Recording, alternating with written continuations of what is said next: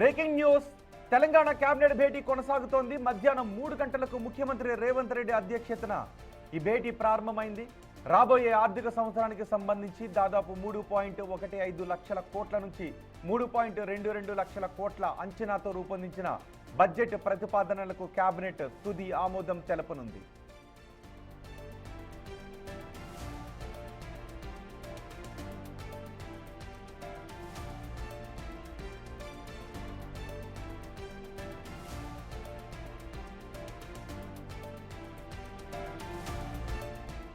మరింత సమాచారం మా ప్రతినిధి వాసు అందిస్తారు.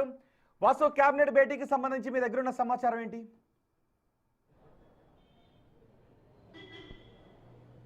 రోహిత్, కేబినెట్ సమావేశం ముఖ్యమంత్రి రేవంత్ రెడ్డి అధ్యక్షతన కూడా ప్రారంభమైంది. మొత్తం కూడా ఈ యొక్క కేబినెట్ సుదీర్ఘంగా కొనసాగే అవకాశం ఉంది. ఎందుకంటే ఈ యొక్క ఫైనాన్షియల్ ఇయర్కి సంబంధించి 2026-27 భారీ బడ్జెట్గా రాష్ట్ర ప్రభుత్వం వెళ్తున్న నేపథ్యంలో కూడా 3,15,000 కోట్ల రూపాయల బడ్జెట్ని ఈసారి అసెంబ్లీలో ప్రవేశపెట్టే అవకాశం ఉంది. కాబట్టి ఈ బడ్జెట్కు సంబంధించి ఏ శాఖలకు ఎంత కేటాయించాలి, ఎందుకంటే రాబోయేది వేసవికాలం, విద్యుత్ వినియోగం అధికంగా పెరిగే అవకాశం ఉంది. విద్యుత్ కొనుగోలుతో పాటు విద్యకు సంబంధించినటువంటి మరొక కొన్ని కీలక అంశాలు, ఎందుకంటే యంగ్ ఇండియా రెసిడెన్షియల్ స్కూళ్ళకు సంబంధించిన భూముల కేటాయింపుతో పాటు నిర్మాణానికి సంబంధించిన నిధుల సంబంధించి నెక్స్ట్ అకాడమిక్ ఇయర్కు విద్యాశాఖకు సంబంధించినటువంటి అంశాలపైన చర్చించే అవకాశం ఉంది. ఇక వ్యవసాయ రంగానికి సంబంధించినటువంటి యాసంగి పంట ధాన్య కొనుగోలుకు సంబంధించిన అంశంపైన కూడా కేబినెట్ చర్చించబోతోంది. ఇప్పటికే రైతులు పూర్తిగా కూడా పంటలు పండిస్తున్న నేపథ్యంలో కూడా యాసంగి పంటలో వరితో పాటు పత్తి, ఇతర ధాన్యాల కొనుగోలు సంబంధించినటువంటి అంశాన్ని కూడా చర్చించబోతా ఉన్నారు. ఇక సాగునీటి ప్రాజెక్టులు, మొత్తం తెలంగాణ రాష్ట్రంలో 5 సాగునీటి ప్రాజెక్టులకు సంబంధించినటువంటి అంచనాలను పెంచే అంశానికి సంబంధించి కూడా కేబినెట్ కీలక నిర్ణయం తీసుకోబోతోంది. ఇక మరికొన్ని కీలక అంశం రైతులకు సంబంధించినటువంటి ఏదైతే యాసంగి పంటకు రైతు భరోసాకు సంబంధించిన నిధులు ఖాతాల్లో జమ చేసే విషయానికి సంబంధించి కూడా ఇప్పటికే ఆలస్యమవుతున్న నేపథ్యంలో చాలా పెద్ద ఎత్తున కూడా రైతుల నుంచి డిమాండ్స్ వినిపిస్తున్న నేపథ్యంలో రైతు భరోసా నిధుల చెల్లింపు అంశంపైన కూడా కేబినెట్ నిర్ణయం తీసుకోబోతోంది. ఇక మరో కీలకమైనటువంటి పరిణామం గ్రేటర్ హైదరాబాద్ మున్సిపల్ ఎన్నికలు. ఇప్పటికే పంచాయతీరాజు, మున్సిపల్ ఎన్నికలు కూడా నిర్వహించి పూర్తి మెజార్టీని సాధించిన నేపథ్యంలో కూడా జెడ్పీటీసీ, ఎంపీటీసీతో పాటు గ్రేటర్ హైదరాబాద్ ఎన్నికలపైన కూడా ఈరోజు సమీక్షించబోతా ఉన్నారు. ముందుగా జిహెచ్ఎంసీ కార్పొరేషన్ ఎన్నికలకు వెళ్ళాలా, లేదంటే జెడ్పీటీసీ, ఎంపీటీసీ ఎన్నికలకు వెళ్ళాలా అన్న అంశంపైన కూడా ఒక నిర్ణయానికి వచ్చే అవకాశం కూడా కనిపిస్తూ ఉంది. అంటే పూర్తిగా కూడా అభివృద్ధి, సంక్షేమంతో పాటు పలు సాగునీటి ప్రాజెక్టులతో పాటు మరికొన్ని ఎన్నికలకు సంబంధించి కీలక అంశాలపైన కేబినెట్ ప్రధానంగా చర్చించబోతున్నట్టుగా సమాచారం అందుతుంది.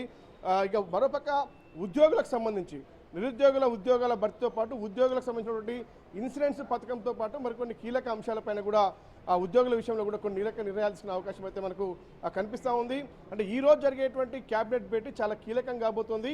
ఎందుకంటే ఆర్థిక సంవత్సరానికి సంబంధించి వచ్చే ఏడాది భవిష్యత్తు ఎలా ఉండాలి, ఏ శాఖలకు ఎలాంటి నిధులు కేటాయించాలి, అవి ఏ విధంగా ఖర్చు చేయాలి, ప్రభుత్వ ఆదాయాన్ని పెంచేటువంటి మార్గాలు ఏమున్నాయి అన్న అంశాలపైన కూడా పూర్తి స్థాయిలో కూడా కేబినెట్లో చర్చించబోతా ఉన్నారు. కాబట్టి సాగునీటి ప్రాజెక్టులతో పాటు ఇతర ప్రజా సంక్షేమానికి సంబంధించినటువంటి మహిళలు కావచ్చు, యువకులకు కావచ్చు, ఏదైతే రైతాంగానికి సంబంధించినటువంటి పలు కీలక అంశాలపైన కేబినెట్ నిర్ణయాలు తీసుకోబోతుంది. ప్రధానంగా మరికొద్ది రోజుల్లో జరిగేటువంటి బడ్జెట్ అసెంబ్లీ సమావేశాలు ఎన్ని రోజులు నిర్వహించాలి, ఎప్పటి నుంచి ఎప్పటిదాకా నిర్వహించాలి, ఎందుకంటే కనీసం 15 రోజులు ఈసారి బడ్జెట్ సమావేశాలు నిర్వహించాలి. ఆ సమావేశాల్లోనే గోదావరి నీటి వాటాలపైన కూడా ఒకరోజు డిస్కషన్ చేయాలని నిన్న ముఖ్యమంత్రి వ్యాఖ్యానించిన నేపథ్యంలో కూడా ఈసారి బడ్జెట్ కనీసం 10 రోజుల పాటు పైనే ఉండే అవకాశం ఉంది. కాబట్టి బడ్జెట్ తేదీలను కూడా ఈరోజు ఖరారు చెబుతూ ఏ రోజు నుంచి బడ్జెట్ సమావేశాలు నిర్వహించాలి అని అంశాలు, ఎందుకంటే ఇప్పటికే శాఖల వారీగా కూడా అధికారులు, మంత్రులు ఈ బడ్జెట్ సమావేశాలు ఇప్పటికే ముగిసిన నేపథ్యంలో కూడా త్వరలోనే అంటే వచ్చే నెల మొదటి వారంలో లేదంటే సెకండ్ వారంలో కూడా బడ్జెట్ సమావేశాలు కొనసాగే అవకాశం, దానిపైన తేదీల ఖరారు ఈరోజు కేబినెట్లో డిసైడ్ చేయబోతా ఉన్నారు. ప్రధానంగా జిహెచ్ఎంసీ ఎన్నికలు, జెడ్పీటీసీ ఎన్నికలు, అసెంబ్లీ సమావేశాల పొడిగింపుకు సంబంధించి ఎన్ని రోజులు కొనసాగించాలి అన్న అంశానికి సంబంధించి కూడా కీలక నిర్ణయం తీసుకునే అవకాశం అయితే కనిపిస్తూ ఉంది. ఇక రైతాంగం ఎదురుస్తున్నటువంటి రైతు భరోసా నిధులకు సంబంధించినటువంటి అంశంపైన కూడా కీలక నిర్ణయం. ఇక ప్రధానంగా తెలంగాణలో కాంగ్రెస్ ప్రభుత్వం అధికారంలోకి రాకముందుకు ఎన్నికల్లో ఇచ్చినటువంటి హామీ ఏదైతే ఉందో ఈ మహిళలకు సంబంధించి పింఛన్ పెంపు వ్యవహారానికి సంబంధించి కూడా దానిపైన కూడా ఈరోజు చర్చించే అవకాశాలు కనిపిస్తూ ఉన్నాయి. మొత్తానికి ప్రభుత్వానికి సంబంధించి ఈ ఫైనాన్షియల్ ఇయర్లో పెట్టాల్సినటువంటి ఖర్చు ఎంత, రావాల్సిన ఆదాయం ఏముంది, ప్రభుత్వం ఇచ్చినటువంటి హామీలు ఏమున్నాయి, ప్రజల నుంచి డిమాండ్స్ ఏమున్నాయి అనే అంశానికి సంబంధించి కూడా పూర్తిగా ప్రాధాన్యత ఉన్నటువంటి శాఖలకు వాటిపైన చర్చించి ఈరోజు క్యాబినెట్ కీలక నిర్ణయం తీసుకుంటుంది. ఈరోజు ఈ క్యాబినెట్ కూడా చాలా సుదీర్ఘంగా కొనసాగే అవకాశం ఉంది. 3 గంటలకు ప్రారంభమైనటువంటి క్యాబినెట్ రాత్రి 10 గంటల వరకు కూడా కొనసాగే అవకాశం ఉంది. వాసు, ఇప్పటికే ప్రతిపక్షాలు పెండింగ్ హామీల గురించే మాట్లాడుతూ ఉన్నాయి. సో ప్రభుత్వం సంక్షేమానికి అభివృద్ధికి పెద్దపీట వేస్తామని చెప్తున్నప్పటికీ ప్రతిపక్షాలు కానివ్వండి, మొన్న కవిత కూడా మనం చూడొచ్చు, ఏవైతే పెండింగ్ హామీలు ఉన్నాయో వాటిని ఎక్కువ హైలైట్ చేస్తున్నారు. సో ఈసారి బడ్జెట్లో పెండింగ్ హామీల గురించి ప్రభుత్వం ఏ నిర్ణయం తీసుకునే అవకాశం ఉంటుంది, ఎటువంటి కేటాయింపులు చేసే అవకాశం ఉంటుంది? ఇప్పుడు కేబినెట్ భేటీలో దాని గురించి ఏమైనా చర్చకు వస్తుందా? ఎస్, ప్రధానంగా కూడా క్యాబినెట్ సంబంధించి ప్రజా ప్రయోజనకరమైనటువంటి పెద్ద అంశాలు అంటే ప్రధానంగా ఏదైతే పెండింగ్లో ఉన్నటువంటి గత బీఆర్ఎస్ 10 ఏళ్ల పాలనలో కూడా చేపట్టినటువంటి సాగునీటి ప్రాజెక్టుల పూర్తి చేసే అంశానికి సంబంధించి నిధుల సమీకరణ, మరోపక్క హైదరాబాద్లో త్రిబులార్తో పాటు ఏదైతే మెట్రో ఫేజ్ 2కు సంబంధించినటువంటి నిర్మాణానికి సంబంధించి మెట్రో ఫేజ్ 1ను స్వాధీనం చేసుకునే అంశానికి సంబంధించి కూడా ఒక కీలక నిర్ణయం తీసుకోబోతా ఉంది. ఇక ప్రధానంగా ఎన్నికల హామీకి సంబంధించి కూడా ఇచ్చినటువంటి 6 గ్యారంటీల్లో ఏదైతే మహిళల పింఛన్ పెంపు అంశానికి సంబంధించి ఒక నిర్ణయం తీసుకునే అవకాశం ఉంది. దానిపైన ఈరోజు చర్చించబోతా ఉన్నారు. ఇక రెగ్యులర్గా ఇచ్చేటువంటి రైతు భరోసా అంశానికి సంబంధించి కూడా విడుదల చేసేందుకు కూడా ప్రభుత్వం సిద్ధమైనట్టుగా సమాచారం వస్తుంది. కాబట్టి దానికి సంబంధించి కూడా ఎప్పుడు నిధులు జమ చేయాలి రైతుల ఖాతాల్లో అన్న అంశానికి సంబంధించి ఒక కీలక నిర్ణయం తీసుకునే అవకాశం ఉంది. ఇక పూర్తిగా కూడా ప్రభుత్వానికి సంబంధించినటువంటి సాగునీటి ప్రాజెక్టులతో పాటు ప్రభుత్వం ఇచ్చినటువంటి హామీల్లో పెండింగ్ హామీలు ఏమున్నాయో వాటిపైన ఈరోజు ప్రధానంగా చర్చించబోతా ఉన్నారు. ఇక ఎన్నికలు కూడా చాలా కీలకం, ఎందుకంటే జెడ్పీటీసీ ఎన్నికల సమయం మించిపోయి కూడా చాలా ఆలస్యమవుతున్న నేపథ్యంలో కూడా ఖచ్చితంగా కూడా ఎన్నికలు నిర్వహించాల్సినటువంటి పరిస్థితి ఉంది. ఏకంగా అసలు జెడ్పీటీసీ ఎంపీటీసీలు నిర్వహించకుండానే ముందుకు వెళ్ళాలి. ఎందుకంటే 3 అంచెల వ్యవస్థ జిల్లాలో ఉన్నప్పటికీ గ్రామ పంచాయతీ, ఎంపీపీ, జెడ్పీటీసీ అంటే జెడ్పీ చైర్మన్ అంటే ఈ విధంగా వెళ్తే సరిపోతుందా? పూర్తిగా జెడ్పీటీసీ ఎంపీటీసీ ఎన్నికలు అసలు జరపకుండా ఎలా ఉంటుంది అని ఇప్పటికే న్యాయ నిపుణుల సలహా కోరారు.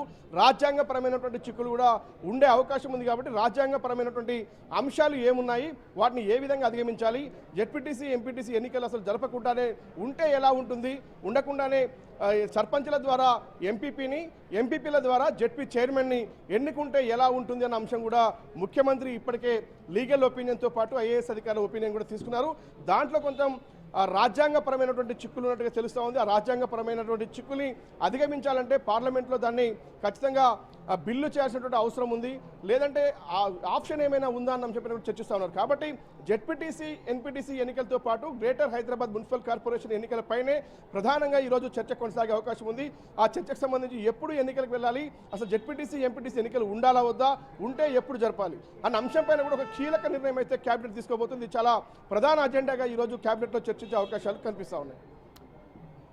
రైట్ వాసు, కేబినెట్ సమావేశం సుదీర్ఘంగా కొనసాగుతుంది. ఈ నెల 28వ తారీఖున ఆర్థిక మంత్రి సభలో బడ్జెట్ను ప్రవేశపెట్టబోతున్నారు. 26వ తారీఖున గవర్నర్ ప్రసంగం ఉంటుంది. అయితే బడ్జెట్కు సంబంధించిన అంశాలతో పాటు ఎలక్షన్స్కి సంబంధించి, జెడ్పీటీసీ, ఎంపీటీసీ ఎలక్షన్స్కి సంబంధించి, జిహెచ్ఎంసీ ఎలక్షన్స్కి సంబంధించి కూడా కీలక నిర్ణయాలు ఈ సమావేశంలో తీసుకోబోతున్నారు. పెండింగ్ అంశాలపైన, పెండింగ్ హామీలపై కూడా ఈ క్యాబినెట్లో చర్చిస్తున్నట్టుగా తెలుస్తుంది.